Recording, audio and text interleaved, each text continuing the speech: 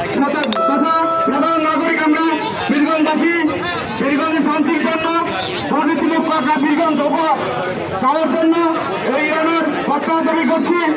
আমরা অনুরোধ করছি অল্প কিছুক্ষণের মধ্যেই জেলা প্রশাসনের মাধ্যমে এই ইউনিয়ন অপসারণ করে আমাদের বীরগঞ্জকে একটি শান্তিময় দুর্নীতিমুক্ত বীরগঞ্জ উপহার দেবেন। আপনারা জানেন এই ইউনিয়ন দীর্ঘদিন আওয়ামী লীগের দোষর হিসেবে কাজ করেছিল।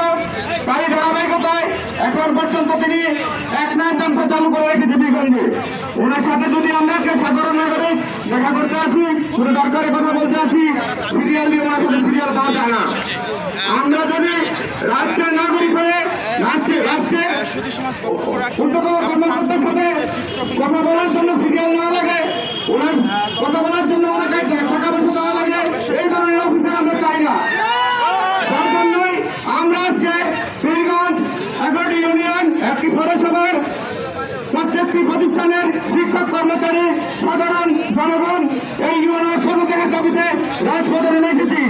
আমরা বলবো আপনি অতি সম্মানে